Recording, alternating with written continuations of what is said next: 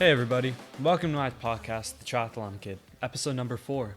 My name is Suhan Devarapu, and I'm your host.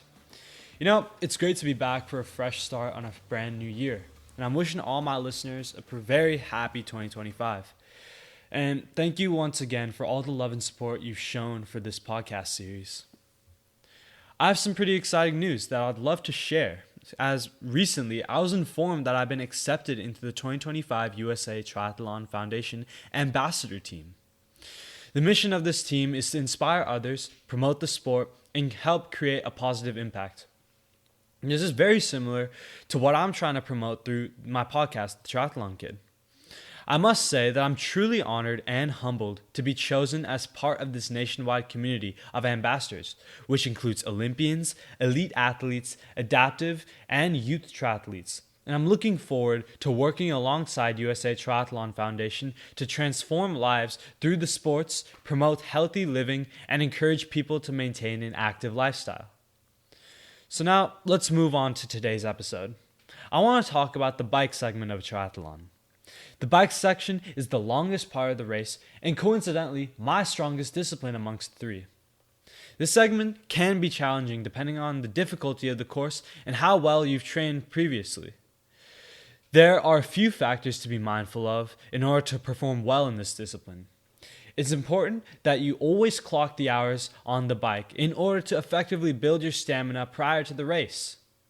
You can train on a stationary bike, a trainer at home, or in your gym and gradually build strength over time. I generally build my base mileage by riding my bike and visiting a friend at a neighboring town. By doing this, I easily clock in 20 to 22 miles on these rides, and that way it doesn't really feel like a chore. Furthermore, riding along with a friend also makes the ride much more enjoyable. So now let's get into the do's and don'ts of biking. Preparation is key. If you thought that swimming was difficult to prep for, biking takes it to a whole new level. People often have the misconception that biking is the easiest part of the race because it's on wheels.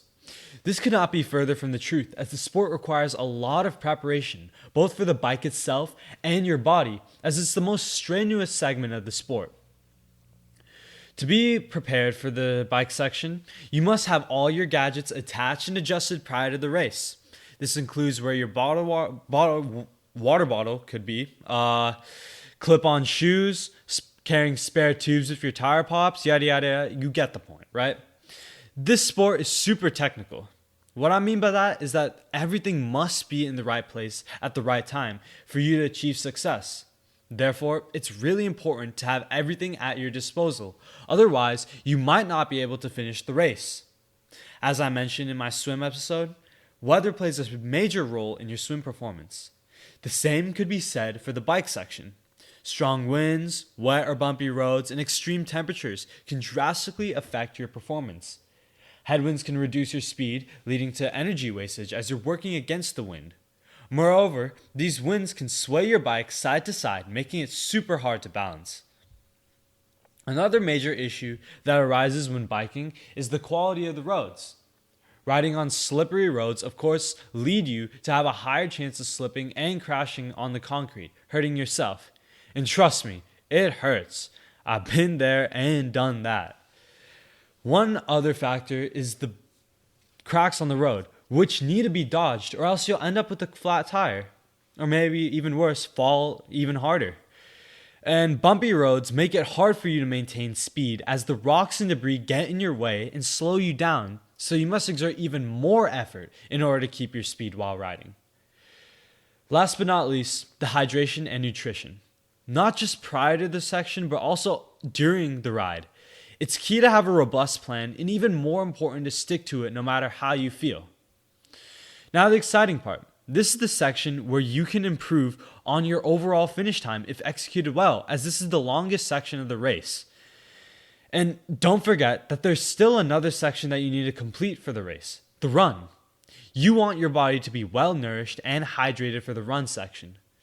With that said, I'll be going over that in my next episode. And I hope you enjoyed today's episode, and I'll be seeing y'all very, very soon. Take care.